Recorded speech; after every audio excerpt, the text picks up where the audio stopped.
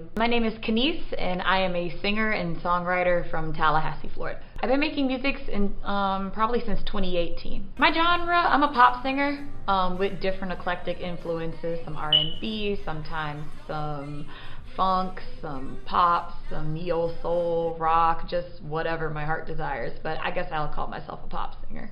I wouldn't say everything, just maybe just picking and choosing from different things and incorporating it to where it seems cohesive. The 2000s through 2010s, seeing people like Rihanna, Katy Perry, Britney Spears, Lady Gaga, and then always just genre mixing in general. Like, I was a big rock fanatic growing up with Prince and Bowie, Queen, people like that. So it's just always what I gravitated to the most. My music helps me articulate myself.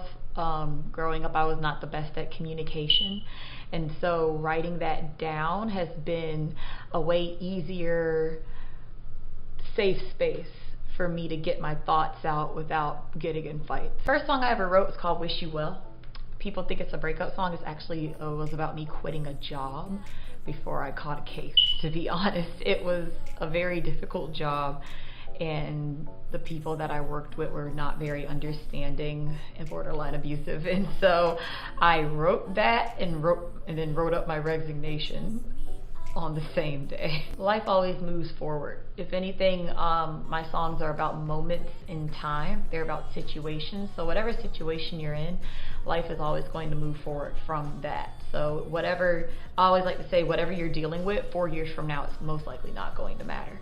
So I try to just write in the moment of those situations. I've learned that when I wrote the things that resonated with people the most, that they like to sing to, is when I didn't give a fuck about writing anything catchy. When I first started writing, I was way more focused on how are people going to think, and so when I started writing what I wanted and also just thought of myself as a consumer myself, that's when people were singing my lyrics. Yeah, especially with my first song, I've had a lot of people, and my song My Bad, I've had a lot of people who are going through breakups say that they have resonated through it, that it's helped them with taking a drink and listening to the songs, or hitting a blunt. And so yeah, and that's always a really good feeling, that because I'm doing music for self-expression, but when other people relate is definitely an added bonus. I've always been kind of an empathic person. I don't show it a lot, but I do have a good understanding on how people are feeling. So sometimes I'll write things and they won't be my experiences. They'll be other people's experience that I've seen and wanted to express and turn into art, and so on and so forth. I had a recent concert at 926, and I think that was one of the best fan reactions I've ever gotten, where when I started, because usually I do introductions to my song because I'm an independent artist, but when I started singing the hook, the rest of the audience was already singing it with me, and it's just really cool to see how much enjoyment, because I like to go to concerts as an escape. Music's an escape. So if I see people in the audience having a good time escaping with the music as much as I did, and even knowing the words, then I feel like I'm doing my job right. If you don't want to compromise your vulnerability, like I said, I would say take empathy from other people's experiences. Listen to your favorite artists and see what they talk about. My favorite artists are Prince and Janelle Monáe, and so I listen to, if I'm not writing my own story, take inspiration from the world around you, from art around you, whether it be a movie, whether it be other musicians, just take inspiration from that. My home life was very colorful growing up, and so like I said, I was a very quiet kid, so I held a lot in. So art has finally helped me vomit, basically, let it all out. Too much liquor in the system. Yeah. And so I think just home has inspired me by, not in the most of negative or positive way, but helped me collect, build up, to kind of let out in the future. I really do see my name in lights one day, and that for some reason just has always canceled out everything. Whether it's a heartbreak, whether it's financial issues, all I can see is that one day. And when I have that goal, nothing else really matters. Not to make it sound like, selfish, but I really don't see anything else. Honestly, I think the greatest compliment that I've gotten is that had the most emotional impact.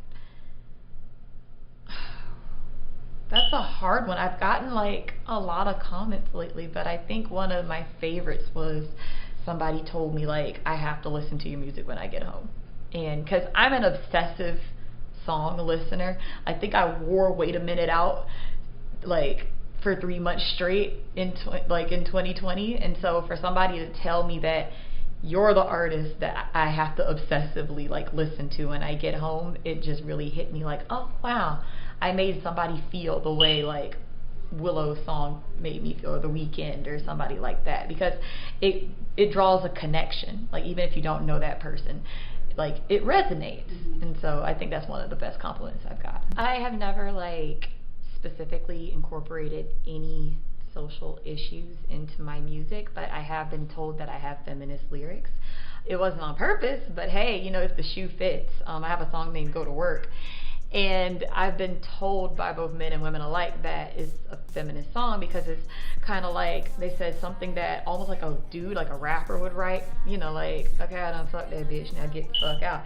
But it's from a girl's point of view, and that's not always something that you might necessarily hear, especially from like a pop singer or like a neo soul R&B singer.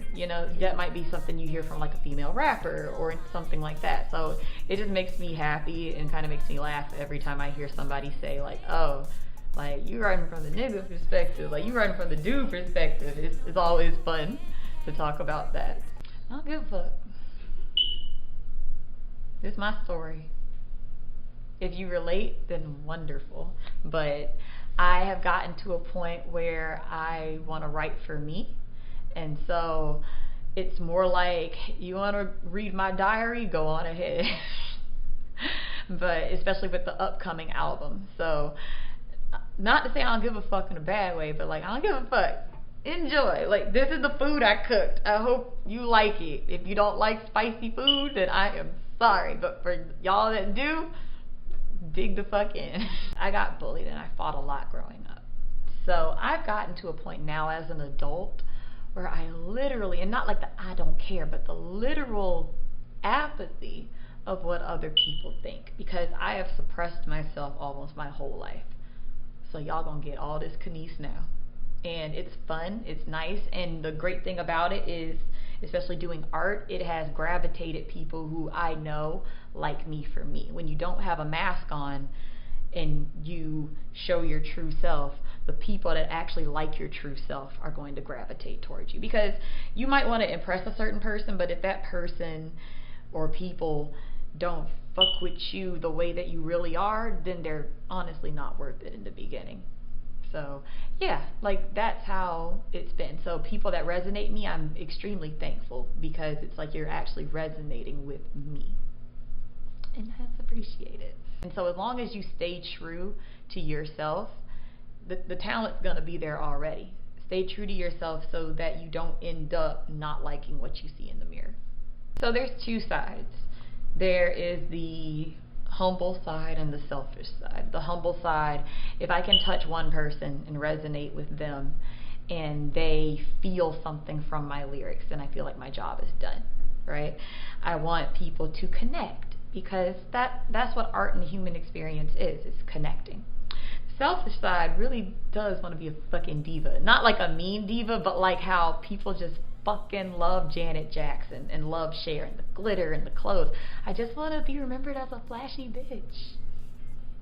A nice one, but still a flashy bitch all the same. Like, if I did that, then I had a lot of fun, because I love glitter and I love flashiness and I love crazy ass clothes.